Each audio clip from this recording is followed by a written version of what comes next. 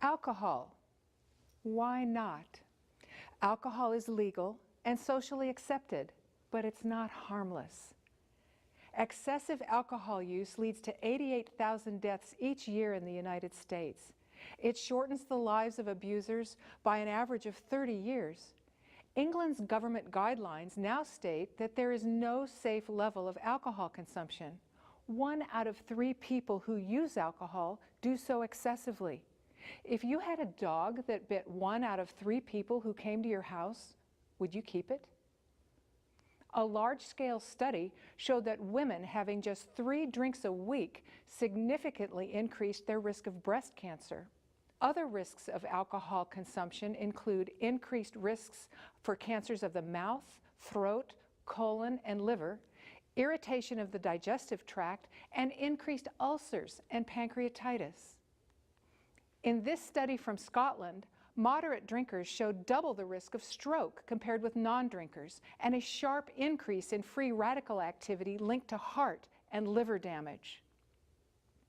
Alcohol molecules are tiny and soluble in both fat and water. They easily permeate almost all parts of the body, including the frontal lobe of the brain, which governs problem solving, impulse control, and behavior. Brain damage occurs even in small amounts. Even small amounts of alcohol can damage the brain, especially the frontal lobe. Abstinence helps the brain recover lost function. Alcohol plays a considerable role in the alarming obesity epidemic in the United States. According to leading expert Dr. Robert Superko, alcohol avoidance and increased exercise ought to be at the core of any strategy to reduce obesity. Recent research from the UK has found that excess body weight and alcohol consumption act together to increase the incidence of liver cirrhosis. The Bible warns against the use of alcohol. It says, "Don't look at the wine when it is red, fermented, when it sparkles in the cup, when it goes down smoothly. In the end, it bites like a snake and poisons like a viper." At the wedding feast in Cana, Jesus turned multiple gallons of water into sweet, fresh juice, not intoxicating wine.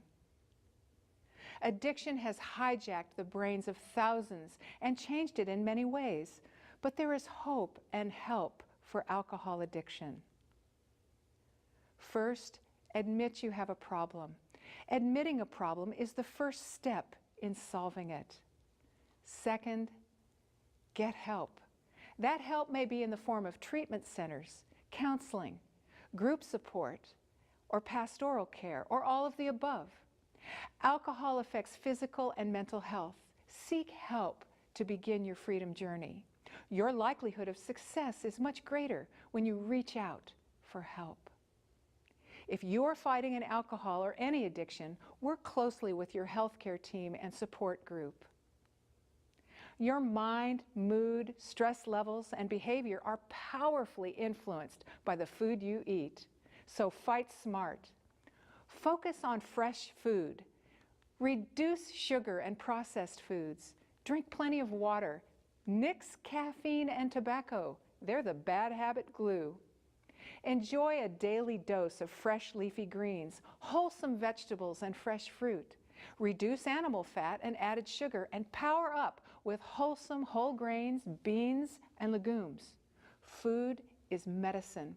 These foods will work to dial down brain-damaging inflammation, lower stress, and increase energy.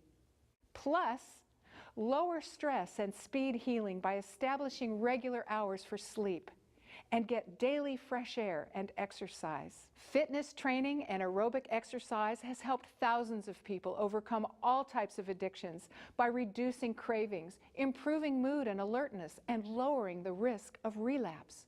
There are online fitness programs like racingforrecovery.org specifically designed to battle substance abuse, and they can be very effective.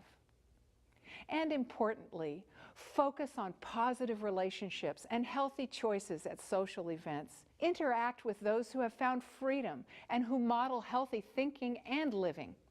Find supportive people and activities that are fun and alcohol-free. Free on the inside. Imagine Just imagine joy, recovery, healthy relationships. It's true. You can't, but God can.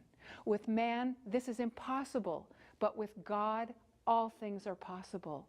God is the divine healer of all who come to him. Come to him just as you are. Jesus says, "Come to me, you that labor and are heavy laden, and I will give you rest." The promise is, "Your right hand shall lead me, and your right hand shall hold me." With God's promises, power, and plan, millions have overcome addictions, embarked on a new journey and a new life, and you can be one of them. God will guide you step by step, one day at a time. Your desire for freedom and change is from the Holy Spirit. God will create in you a new heart, new desires, a new attitude, and a new life. Will you ask him just now? Jesus is waiting to set you free.